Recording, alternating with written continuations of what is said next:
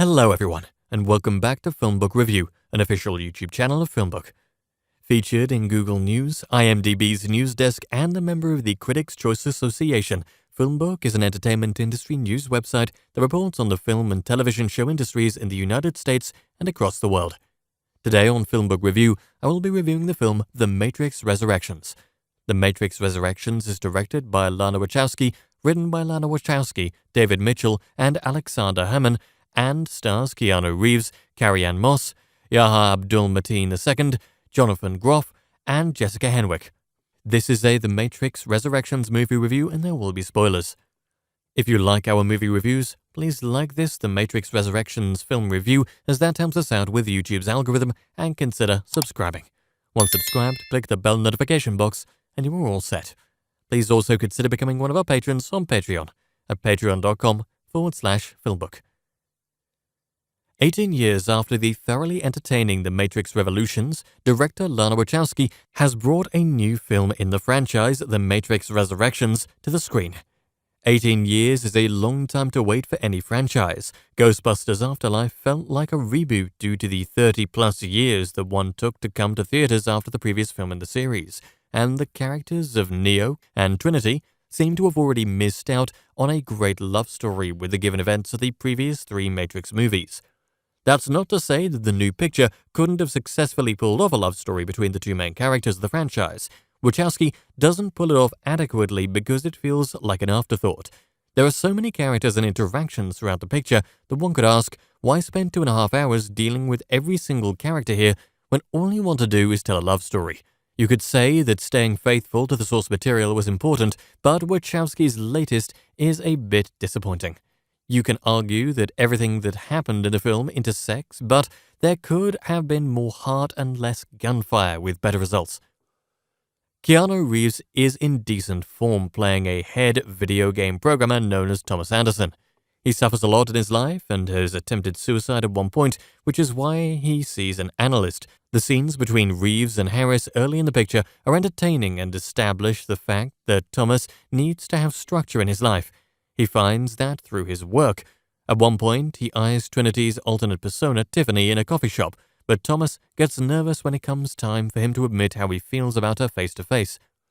It doesn't seem to matter anyway, because Tiffany is married with children, but if you know the way these movies work, where there's a will, there's a way.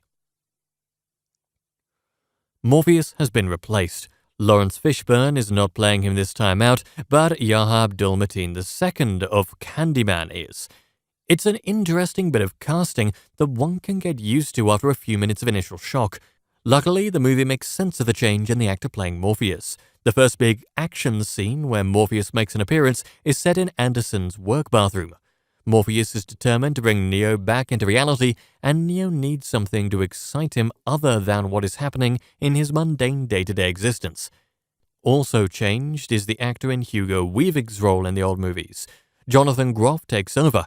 Groff is still surprisingly effective. It's just the original actor Weaving was expected.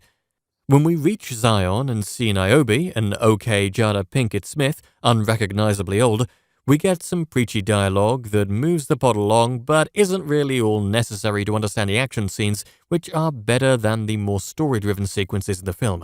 You could have chopped off 10 minutes of dialogue and no one would have noticed during the key plot development scenes. A big action set piece that starts in a coffee shop and ends up on the streets is filled with excitement for a bit and is particularly well done. Then, the movie shows us the final fight for Neo and Trinity to be together and end up happy. This involves both heroic characters flying through the sky with a helicopter shooting at them. There's a central bad guy in the film who I won't identify, but he offers the explanations behind the key plot developments in the film. Also, the visual effects are really well orchestrated, making a couple of scenes between the lead characters feel authentic and strong. The visual effects are the true standout here from a technical standpoint. I wanted to love this film. I constantly watched the trailer and was excited to see it. There is nothing wrong with the performances, and the romance is appealing. Keanu Reeves is relatable, Neil Patrick Harris offers an interesting performance too, as he constantly tells Anderson/Neo how to live his life. Though I didn't clock Carrie-Anne Moss's screen time, it's not as much as it should have been, and with more of her on screen, the film may have worked a bit better. There is some heart in The Matrix Resurrections, but it is mostly found towards the ending of the picture. I think with more flashbacks of Carrie-Anne Moss's Trinity throughout the picture, the filmmakers could have reworked this plot to better effect. It ultimately feels like a draft of a screenplay that wasn't finished, not because of the ending, but because of the in-between scenes, which occasionally just falter for various reasons.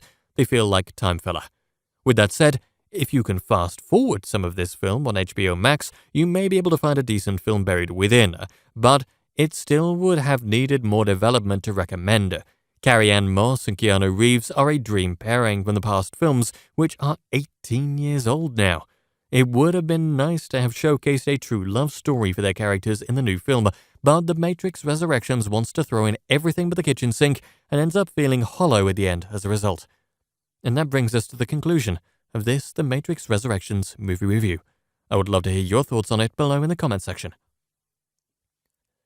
If you liked what you heard during this review, please like this video and subscribe to the channel. Thank you for viewing, and you can watch one of these reviews next.